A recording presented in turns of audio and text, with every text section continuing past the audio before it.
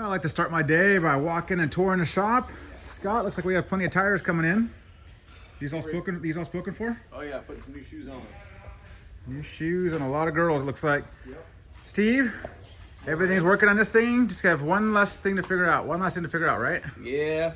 And Trying to get then the neutral light to work so we can get it started. one of our followers sent us all the manuals for it last night. Did you see that? I haven't seen him yet. He's bringing them up on his computer right now. So all we need is a neutral light safety switch to engage, and that'll hopefully give us a start button back, right? Hopefully. She's an SB8K. Much different than a standard SB8R we found. This is completely different. This is completely different. That's one thing about Bimotas. Like every single part of them is completely different than the other one, huh? Yeah, and if you look at stuff like this, all the wires are purple. Unlike the V2A where they were all yellow. Yeah, we would. Makes it fun to track down. It's just funny how much different the SB8K is from the SB8R. It's just such, I mean, I know it's still a TLR motor, but you can see so many variances in this bike as opposed to that one. Especially when it comes to electronics. You can't see the airbox right now because the linkage on the throttle. Oh, I took pictures of that last week. That's pretty wild for sure. And of course, we have the right plate on this one. Iconic.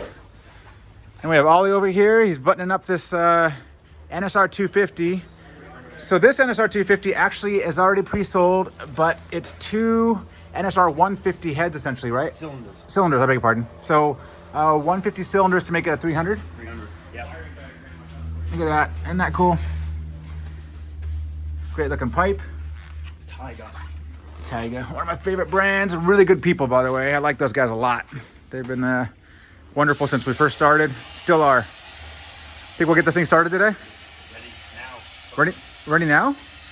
All right, well, let me finish my video up then. Get back here. Don't you start it without me. You hear me, Ollie? Yes. All right.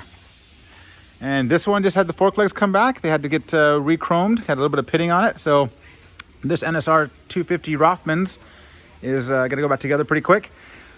This one is just for a project for a friend, for a client that wants all the metal re-chromed, and it just came back. So we have a new chroming guy, and that should go back together pretty quick. How about you, Angel? Got everything covered, nice and safe. I love this. Yeah. Plastic, blue tape, looks good. And you're doing all the electrical all over again, right? Repairing the wire harness. How's it look so far? From a builder, so Looks tight, looks nice and fresh, looks good. removing all like the little crimps and replacing it with soldering and shrink tubing. That'll definitely hold up a bit better than what we had before. So it was a custom build. Guy was, the wiring wasn't perfect, but it's gonna be beautiful when he's done. Thank you, sir. And Daniel's, I suspect, picking up some parts. He'll be here shortly. We put this on the back burner for right this minute, but this is that mint condition 400 we showed yesterday. But as you can see, it's every bit 2,600 miles. So airbox, radiator, there's no corrosion anywhere. This bike is absolutely collector condition, if not museum condition. And we're gonna get her running before we put her for sale. Probably leave the old tires on it just to keep the reserve down. But we could most certainly put tires on it if someone wants to ride it. Anyway, that's all she wrote.